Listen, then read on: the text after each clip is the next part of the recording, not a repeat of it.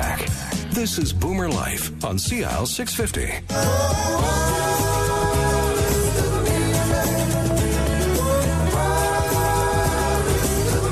And welcome back to the show. I'm Zach Spencer on Boomer Life. We have Dr. Ted Venema here from Next Gen Hearing and Susan Flynn, audiologist with Resound, a manufacturer of hearing aids that Next Gen sells. And yes. You have a whole line, I'm sure, of different levels of technology and pricing, I'm sure. So we talked a little bit about the Lynx 3D app. What is that, and how does an app help somebody with their hearing aids?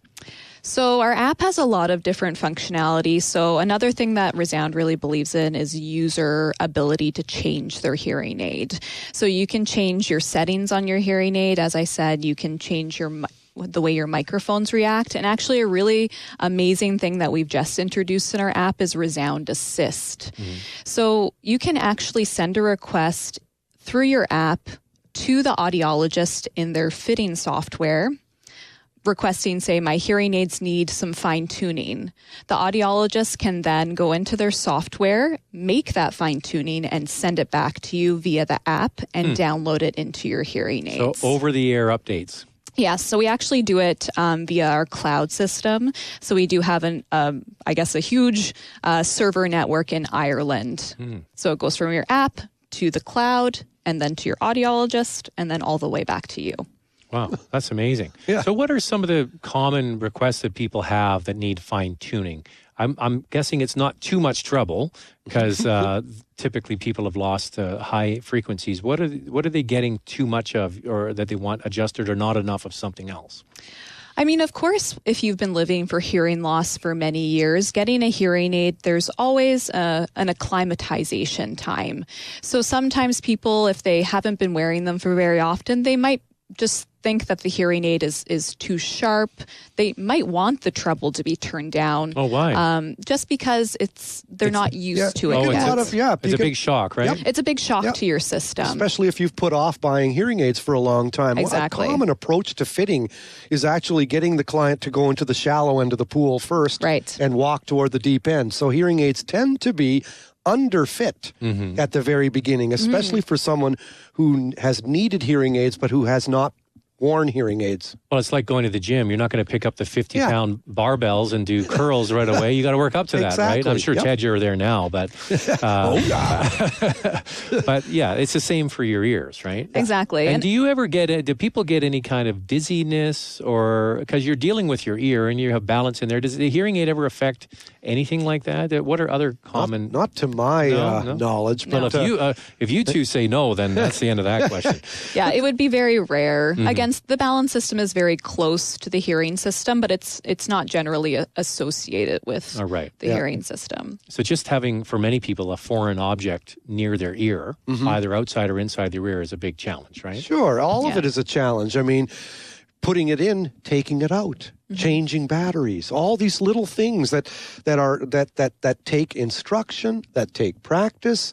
But as I say, Next Gen walks a walk with you. They don't just sell a product and say sayonara. It's and the kind of sounds that the person may want is, well, I'm golfing and I hear the wind so much, or all kinds of little subjective perceptions.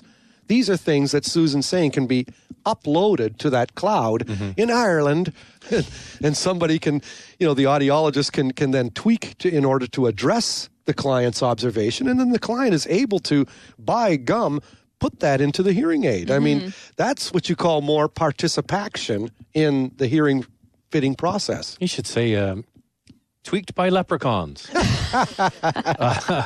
That'll be my new line. There you go. Yeah. All the way from Ireland. All right. So Lynx 3D. What's the 3D mean? What's that It just essentially means, again, three-dimensional hearing. So going with our directionality strategy, in that we want to give you a full awareness around the head. So we're actually giving you a full 360 degrees around the head awareness with the Lynx 3D. And how is that different from what others are offering? So how different is this Resound approach to, maybe I shouldn't ask you, I should maybe ask Ted. So how is this different? And then I'll let you chime in as well. A lot of companies, as Susan said earlier, focus on the tunnel thing, like the Just in front. directional hearing aid. They call that beam forming. So that if you're the person I want to hear, then your voice is going to be louder because my hearing aid microphones are focused in front of me like a tunnel. They call that directional microphones. But that while that might help me hear you better, it's not restoring the natural and sound environment. It's actually a very artificial environment. So I'm doing something to enable myself to hear you better, but I'm not. My brain isn't operating using the regular hearing environment. It's an artificial one. So the 3D allows the natural, the biomimicry, as you're describing it, Susan, that kind of allows the client's brain to make a decision as to what he or she wants to hear. Now, what do people say when they've gone from another system, maybe they've had an older set of hearing aids, and then they go into this sort of 3D world? What do they say? I have actually had some clinicians fit them recently, and they actually said that a lot of people think it's more stereo, like they have more stereo hearing in comparison to other aids, or maybe even the previous model that they had from us before, because we have definitely improved our algorithms and improved our directionality. So that's definitely one thing that we're hearing. Also, better localization. Localization is very important for people that have severe to profound hearing loss, and our hearing aids have been extremely successful for that group.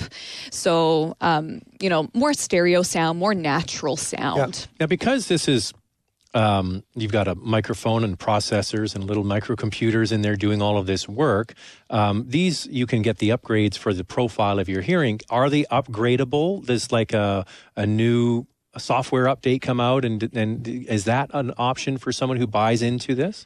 So sometimes hearing aid manufacturers do release updates to their hearing aid. It's not going to be a full-fledged software upgrade, but you think of Microsoft, how they, you have to update your Windows package. That's what I'm thinking, and we can do that through the cloud as well. By leprechauns. The leprechauns are doing it. Yeah. We pay them well. So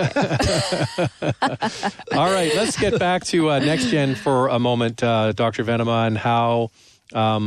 What is the biggest thing about getting somebody into NextGen to try this? Is it the person does it, or is it the spouse or the kids, or who drags that person in? Because often they come in dragged, right? Often the typical picture is the wife dragging the husband in by the ear, going, "I'm sick and tired of not being able to communicate with you." That's more of a caricature or a stereotype. But in all truth, the nucleus truth of it all is, you should always go in with a significant other, because hearing is communication, and hearing loss is a sense, or hearing loss involves not just you, but also involves other people, because hearing is a sense of communication. Well, I know in our family, having to repeat yourself so many times, and now that's gone, it's a huge relief. Yes. So the person that brings you in also gets a break. Yes, because it's a game having changer. To repeat yourself over and over is tiring. It affects relationships.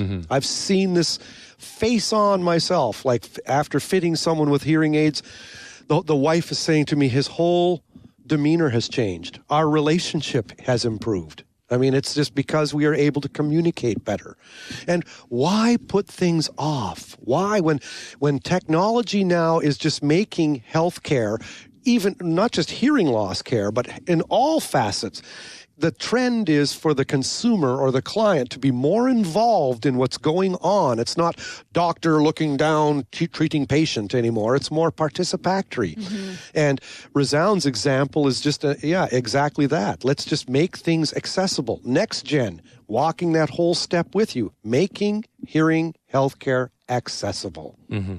And so there's really no reason not to do it. No, there's not, because you're going to walk out with, at the very least, you're going to walk out with information. And information is power. You're going to know so much more than you did before you darkened the doorway. And then you also come away with, at the bare minimum, the hearing test for free. It's free. And you'll know how significant your hearing loss is. Exactly. And you'll get some input, as you said, the education to know, well, here are the options for you. Yeah.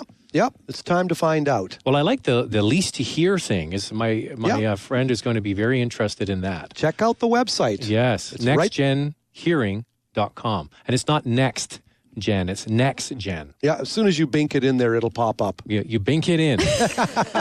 I'm going to go bink it in my computer right now. You got it. With leprechauns. I hope people at your office are going to go, what are you talking about with leprechauns? Yeah. Well, it's been a real interesting conversation.